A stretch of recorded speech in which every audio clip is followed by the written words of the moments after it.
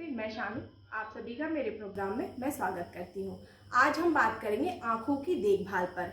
आँखें हमारे शरीर का वह महत्वपूर्ण अंग है जिसके बिना जीने की हम कल्पना भी नहीं कर सकते।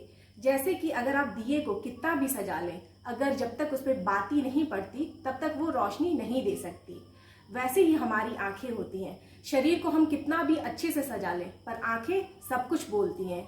इसलिए स्वस्थ रहने के लिए और स्वस्थ आंखों को रखने के लिए इन्हीं बातों पर हम चर्चा करेंगे। और आज मेरे इस प्रोग्राम में आए हैं डॉक्टर राकेश कुमार सर। मैं आपका वेलकम करती हूं। मैं सर के बारे में आपको बताना चाहूंगी, जो वरिष्ठ नेत्र रोग विशेषज्ञ चिकित्सा अधीक्षक नेत्र चिकित्सालय गोरखपुर में 45 वर्षों से काम कर रहे हैं। तो सर, मैं आपका फिर से स्वागत करती हूँ और मैं आज बच्चों की आंखों की देखभाल कैसे की जाए इन बातों पे मैं आपसे चर्चा करूंगी। तो सर, मैं ये जानना चाहती हूँ कि बच्चों की आंखों की विशेष देखभाल किस आयु से शुरू हो जाती है? महत्वपूर्ण प्रश्न आपने पूछा है।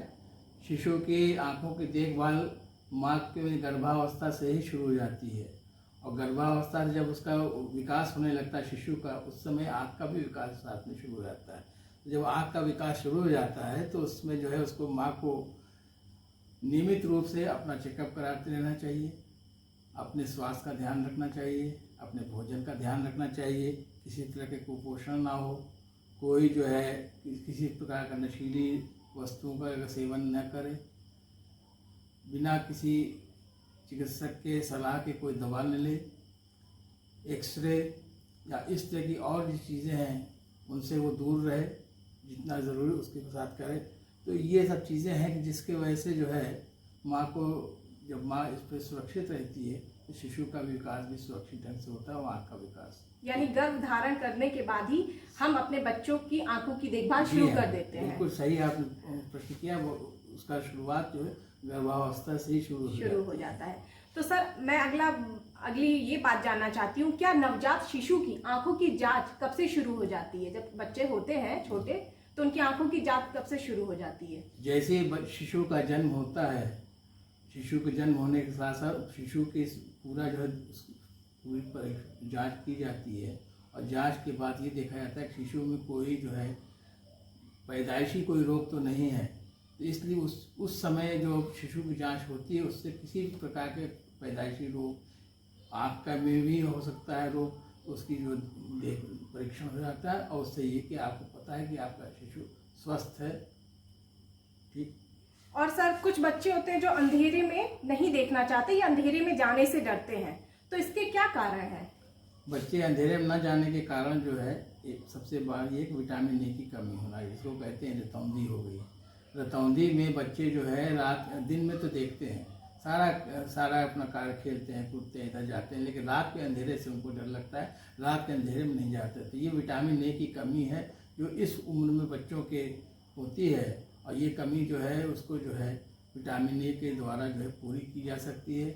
इसीलिए जब शिशुओं का जो विकास होता है उसके साथ साथ टीकाकरण भी शुरू हो जाता है। जब टीकाकरण होता है तो टीकाकरण के सारे रोगों के प्रतिरोध के लिए जो है टीके लगाए जाते हैं। उसके साथ साथ विटामिन ए भी जो है उसको दिया जाता है समय समय पे उचित।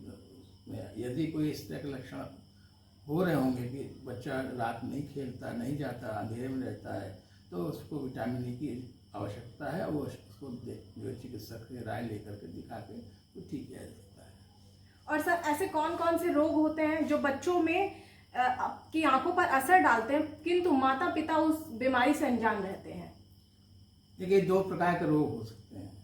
एक तो रोग होता है जो समय समय पे होता है, समय समय रोकता है, जैसे आँख उठाइए, कीचड़ आना आता है। जैसे शिशु है, नवजात शिशु है, बच्चा बड़ा होने के बाद एक आँखों से कीचड़ आने लगता है, पानी आता रहता है, तो उसके लिए दिखाते हैं। तो वह आंसू की नली का विकास पूरा नहीं होता है, जिसके वजह से रुकावट रहती है आंसू के बहाव में, और उस बहाव के रुकावट की वजह से जो है कीचड़, पहले तो पानी आता है फिर कीचड़ आता है।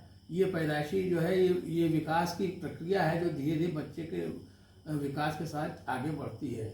इसके लिए दिखा लेते हैं कि ज़रूरत पड़ने पे अगर जो है इसको चिकित्सक से राय लेकर दवा दिया है। दूसरी ये है, कभी कभी होता है कि अब जैसे तमाम टीके हैं, विभिन्न रोगों को टीके लगाए इसीलिए जाते हैं कि उससे जो उसका जो है प्रतिरोधक क्षमता बढ़ी रहे और उससे जो है उसको जो है पीड़ित ना हो।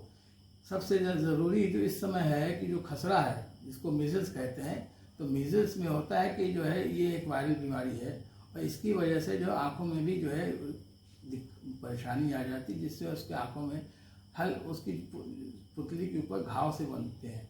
तो जिसकी वजह से उसको इलाज सही समय पे अगर उसको टीका लगा होगा तो प्रतिरोधक रहेगा तो उसको बचाव हो जाता है।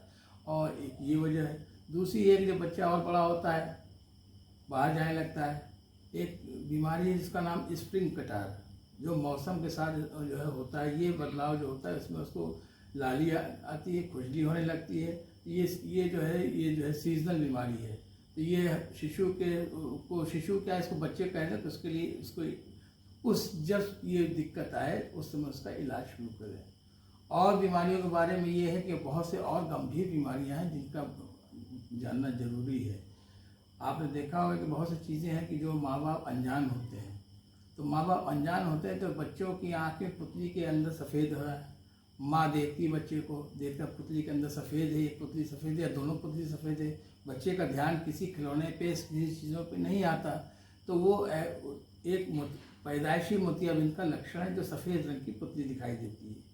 दूसरा एक ये है, कभी कभी पुतली के अंदर लाल रंग का दिखा, पुतली के अंदर जो वो सफ़ेद काला पन्ना होकर लाल होता है, तो वो लाल होना का मतलब ये है कि उसके कोई और गंभीर बीमारी है। क्योंकि बच्चा जो माँ के ज़्यादा संपर्क में रहता है तो देखता है, तो वो जो है एक जो है संकेत है और लक्षण है ये रेटिना की बीमारी, जिसको में एक जो है कैंसर होता है, उसका नाम है रेटिनोब्लास्टोमा। वो उसका लक्षण है। सबसे पहले माँ या उसके जो अभिभावक को देखते हैं कि इसकी आँख में लाल क्यों है। तो ये दूसरी गंभीर बीमारी जिसका जो है इलाज समय पे तुरंत जो है उसका परीक्षण करा के इलाज करें। तीसरा एक और है, आँख बड़ी हो जाती है, जैसे बैल की आँख बड़ी सी होती है ना, उससे बड़ी लगती है, जैसे आँख बहुत बड़ी। लोग कहते हैं बच्चा बड़ा सुंदर है, उसकी आँख बहुत बड़ी, लेकिन नहीं, उसके अंदर ये दिक्कत है कि उसको जो है पैदाइश समलवायी है, सामने जाहिर हो रही है, पता चल रहा है, तो उसकी रोशनी पर असर करता है। और उसका अगर समय पे इलाज नहीं हुआ, जैसे ही लगता है कि आँख बड़ी है या उसको शक है कि ऐसी आँख क्यों है, बड़ी आँखें और दूसरे बच्चों के अपेक्षा, तो उसको चिकित्सक से एक बार अपनी उसको जो है दिखाना ज़रूरी है। अगर उसको दिखा लेंगे समय पर उसका इलाज होगा तो उसकी रोशनी आगे के लिए बचाई जा सकती है।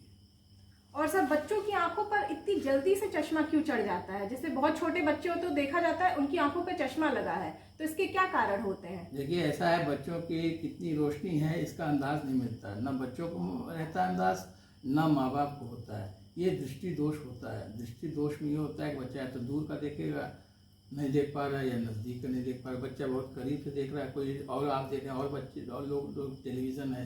सबसे आजकल जो सबसे ज़्यादा सामान्य चीज़ है कि टेलीविज़न देखना। तो टेलीविज़न बच्चा जाके तब स्क्रीन के पास खड़ा होकर देख रहा है, तो उसको दृष्टि दोष है। या स्कूल गया है, स्कूल में बच्चे को ब्लैक बोर्ड पे नहीं दिख रहा है, उसकी टीचर सोचती है कि इसको दिख नहीं रहा है, ये आलसी है, नहीं दिख रहा है, तो ये दृष्टि दोष होता है। तो जो पता चलता है तो स्कूल में पता चलता है या घर में होता है कि अभिभावक देखते हैं कि उसकी ये क्यों ऐसा करता है, तो वो उन बच्चों को दृष्टि दोष होता है। तो उस दृष्टि दोष को दूर करने के लिए चश्मा लगाया जाता है। जरूरी नहीं है कि दोनों आँख की रोशनी में एक समान दृष्टि दोष हो, अलग अलग दोनों आँखों का अलग। तो ऐसे में चश्मा लगा करके उस दोष को दूर किया जाता है। और उस दोष को दूर करने में चश्मा सबसे ज़्यादा महत्वपूर्ण सहायक होता है। चश्मा जो है नेत्र परीक्षण करा के उसको चश्मा लगाएं। इससे बिल्कुल किंचित न भागें कि बच्चे को इस उम्र में चश्मा लगा, आगे क्या होगा। आगे अगर देखिए, इस आयु में अगर बच्चे को चश्मा लग जाएगा तो वो अपने बाकी काम जो है सामान्य बच्चों की तरह ठीक करेगा। वो सामान्य बच्चों का ही वो उसको देखेगा भी, टेलीविज़न भी दूर से देखेगा, साथ में ये भी देखेगा कि अगर स्कूल जाने लगा है तो पढ़ाई में जो ब्लैक बोर्ड के सामने है ये उसको दिखेगा। पूरा होमवर्क करे, क्या पढ़ाया जा रहा है उसको पूरा उसको ज्ञान होगा। स्कूल से शिकायत आती है कि बच्चे का मन नहीं लगता, कारण ये है कि बच्चा जो है उसको दिखाई नहीं दे रहा है। अगर उसको आगे बैठा दिए तब तो बच्चे को दिखाई देगा, पीछे बैठा दिया तब वहाँ रोटेशन होता है बच्चों के स्कूल में, हर बच्चे को ये मौका लगे आगे बैठे पीछे बैठे। लेकिन जब पीछे आए तो नहीं हो, तो स्कूल से ये रिपोर्ट आती है कि आपके बच्चे जो है मन नहीं लगता, आपकी कमी इसको दिखाया। अक्सर देखा गया है कि उसकी जो है रोशनी कम रहती है और इस नाते जो है उसको जो है चश्मे की आवश्यकता है, जो उस समय उसको यदि समय पे चश्मा लग जाएगा तो उसकी रोशनी आँखों की सुरक्षित रहेंगी, पूरी होंगी। कभी कभी ऐसा भी देखा गया है कि बच्चे की रोशनी कम हो जाती है तो एक आँख तिरछी हो जाती है, जिसको भेंगापन लोग चिढ़ाते हैं कि लड़का भेंगा है। लेकिन वो भेंगापन का अगर प्रारंभिक इलाज के तौर पे उसकी रोशनी कम होती है, दृष्टि दोष होता है, अगर उसको पूरा कर दिया जाए तो उसके पूरा करने से ये होता है कि उसको जो है चश्मा लगा करके वो दोष को दूर किया जाए।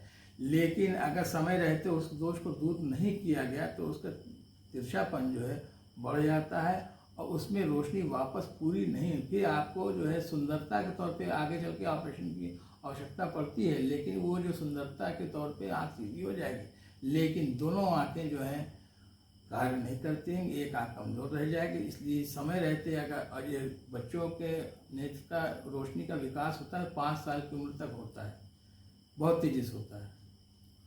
तो जब तेज़ी से होता है उसी समय अगर ये लक्षण आता है, उसका भेंगापन आता है, तो उसको दूर करने में चश्मा या उसको एक्सरसाइज भी कराई जाती है चश्मे के साथ, या और आगे ज़रूरत पड़े तो ऑपरेशन करके उस दोष को दूर करें। इसलिए कभी भी आप संकोच न करें, बच्चे को चश्मा लग गया, वो बच्चे के आगे की पढ़ाई के भविष्य के लिए ये जिसकी दोनों आँख की रोशनी सुरक्षित है। तो बच्चों की आंखों में चश्मा लगवाने से आप हिचकिचाइए नहीं, क्योंकि वो बच्चों के लिए फायदेमंद है। तो इसी के साथ साथ हम आगे बढ़ते हैं और छात्रों के लिए कोई विशेष जानकारी देना चाहेंगे?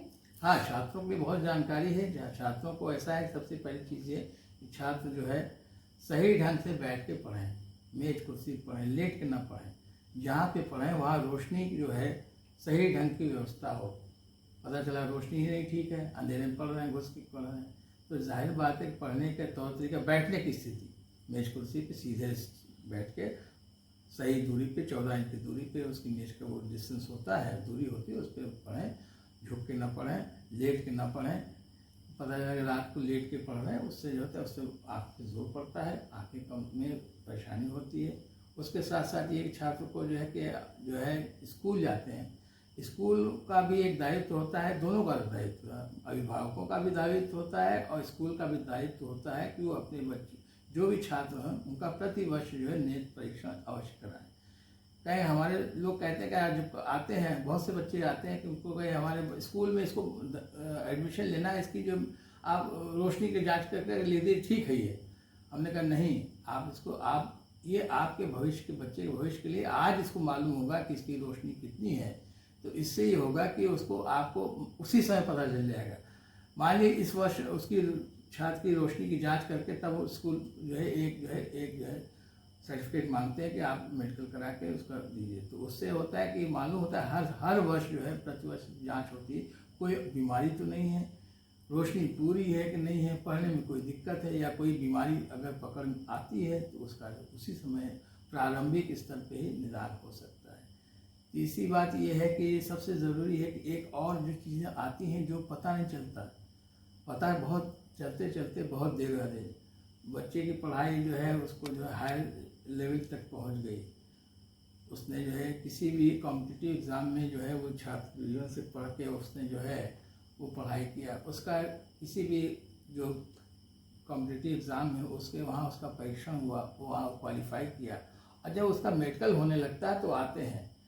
ये बहुत ही आवश्यक हिस्सा है ये बात का कि उस छात्र को या उस जो युवक को ये नहीं मालूम होता कि उसका कलर विज़न का क्या जो है स्थिति है।